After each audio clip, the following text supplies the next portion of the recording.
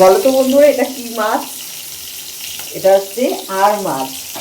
এই যে দেখো, আজকে আর মাছ রেখেছি, আমি ভাজা বসিয়ে দিয়েছি। আর মাছ মানে আমরা পেঁয়াজ দিয়ে করবো না, বলছি ধনে জিরে ভাজা করে গুঁড়ো করে যে রান্না করে সেটা।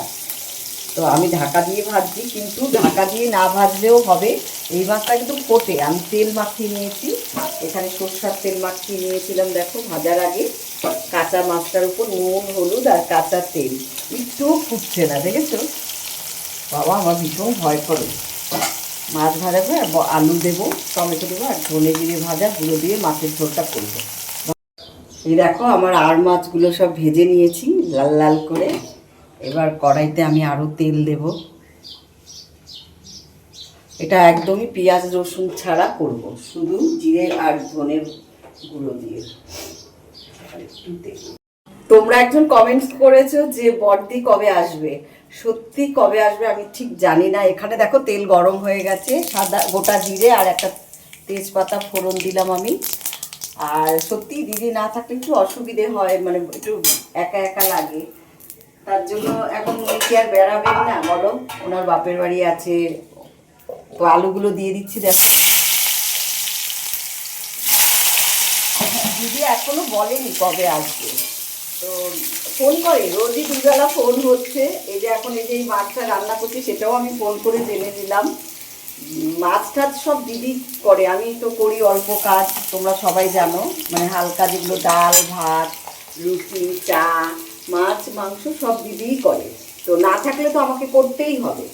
তো দিদি কবে আসবে আমিও ঠিক জানি না, আর দিদি ঠিক করে বলছেও না। তা মানে আমি ফোন রোজই করে, আর আমিও বলি না কবে আসবে, দেখি কবে আসে। আসলে তো তোমাদের সঙ্গে সব শেয়ারই করবো। আলুটা আমার একটু ভাজা ভাজা হয়ে এসছে আলুটা। এবার আমি এখানে জিরে ধনে ভেজে যে বেটে নিয়েছি সেটা আমি দিয়ে দিলাম।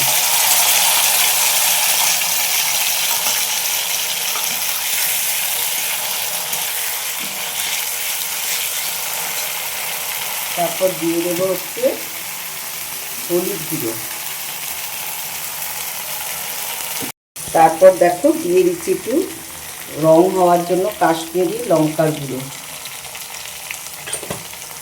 তারপর দিয়ে দেবো হচ্ছে স্বাদ মতো লবণ।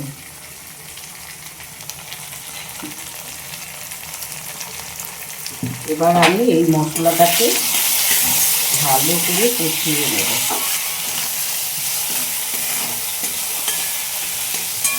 জানি না দিদির মতো হবে কি না, তো বাবাই বারবারই বলছিল যে বমার মতো হওয়া চাই। এই দেখো একটু জল দিয়ে দিলাম। মানে আমার না জল দেওয়ার একটা অভ্যাস। অভ্যাস না, কষানোর সময় 2-3 বার করে জল দিয়ে দিলাম। এটা আবার শুকিয়ে যাবে, আবার জল দেবো। এইভাবেই আমি কষাই। মশলা ছিল যে বাটিটা, ওই বাটিটা ধুয়ে আবার একটু জল দিলাম, আর একটা কাঁচা লঙ্কা ছিল ওটাও দিয়ে দিলাম। আবার একটু স্বাদ লাগে।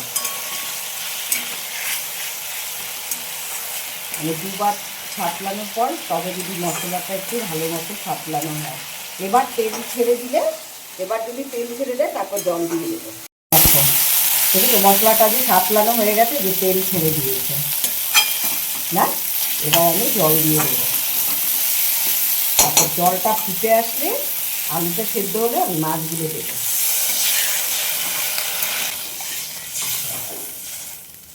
এবার আমি এটাকে ঢাকা দিয়ে রাখবো।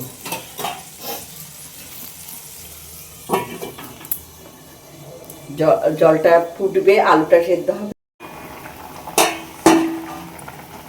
দেখো ঝোলটা মানে অনেকটা ঘন হয়ে এসছে, আর আমার আলুগুলোও সেদ্ধ হয়ে গেছে। আমি এখন ওই ভেজে রাখা মাছগুলো দিয়ে দিচ্ছি।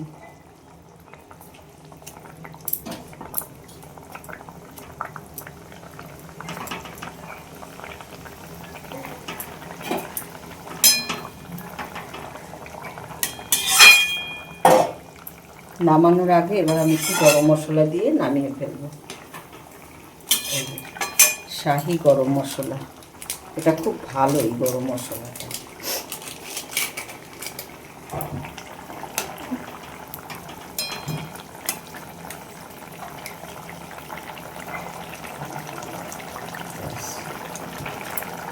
হয়ে গেছে আমার আর মাছের ঝাল, দেখেছো?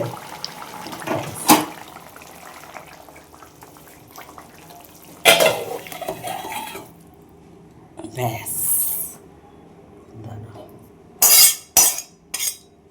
কালারটা ভালো লাগছে তাই না বন্ধুরা? দেখো এই যে মাখা মাখাই হলো।